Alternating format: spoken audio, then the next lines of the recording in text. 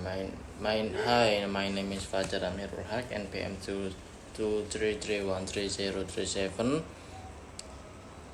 If you wonder how we got here, I don't mean in some kind of a metaphysical way, but I mean here in Jersey City or New York City or Mexico City for the matter. How did so many of us end up living in cities and under these conditions? According to the UN, for the first time in history, more than half the world population live in city. Why is that? And did how did that happen? I'd like to take you back to a pre-industrial age before the industrial revolution. Typically, we live in village like this. Over there at the center was the Lord Manor, typically a land that was given to him by the king of the queen, and around him with the villager right here with a small plot of land to grow their vegetables. And over here on the right side was what's called a common pasture. So if they had a cow or pig or chicken, this would be an area for them to graze, and was public land. And it was an ability for them to take care of their family, maybe sell their livestock. Okay, and then some really smart English guys create a very nice machine, make life a little easier, and that began the industrial revolution. Okay, and some smart American guys did as well. This is Henry Ford assembly line where the famous $5 Nero which was such a big hit, and we built some wonderful cats here. For there's innovation is a innovation in these activities. This is a Packard factory designed by famed architect Albert Kahn, and then we then and then we also built some wonderful factory towns around this factory, built around the concept of wage labor. You go to the factory, you learn and living, and there was implicate social pact. That is, if you work hard overtime, your income, which steadily rise, but then no more than 100 years later, this is where we are. Our factory contaminant shut down and abandoned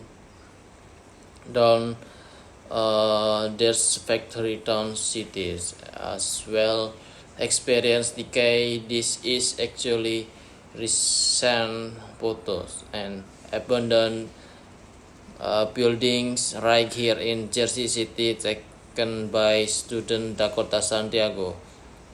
What happened to living well? It's part of what we see as post-industrial misery, and the numbers are truly staggering. For some, 45 million of us living in poverty, disproportionately affecting women and children. According to the Social Security Administration Wage Index, half all Americans earn 30 or less. 30 100 or less, that way below the $52,000 that they calculate to be the living wage, and even lower than what Nobel laureate August Dayton said was the happy income for Americans at $75,000. The thing to not talk the another natural worldwide phenomenon that this part of the march toward productivity and efficiency and globalization, and truly is staggering. Science 97,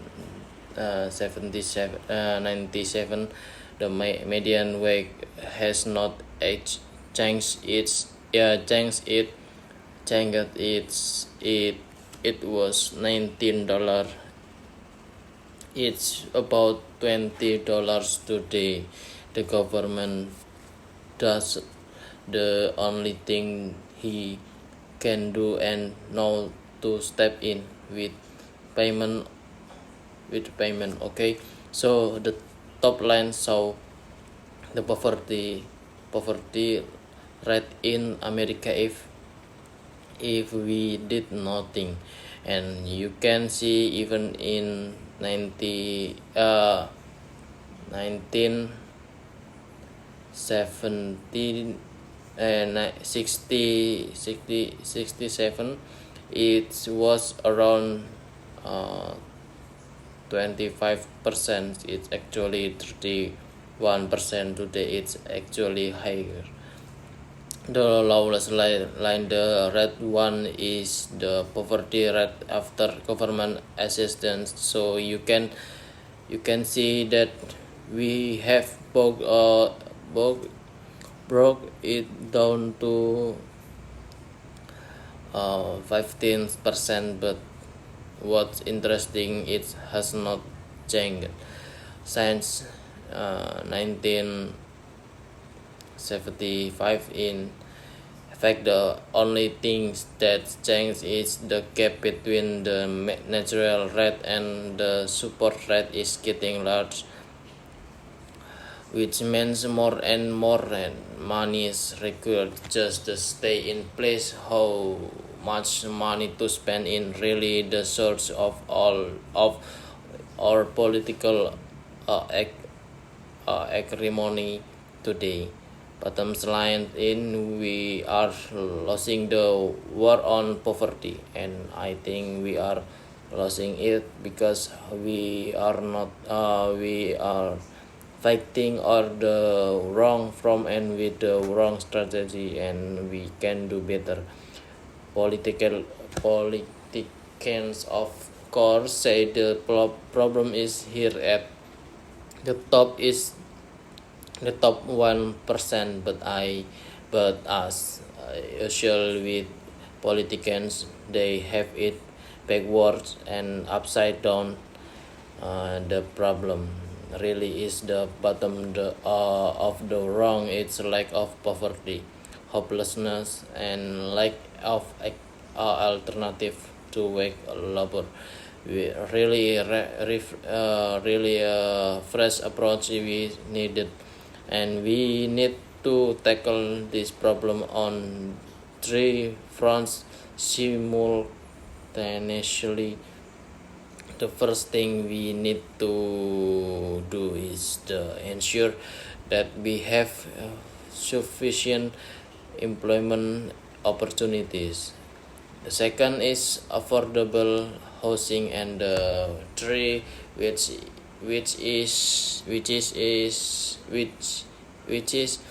often overlooked in is to facilitate wealth accumulation. Many families are one car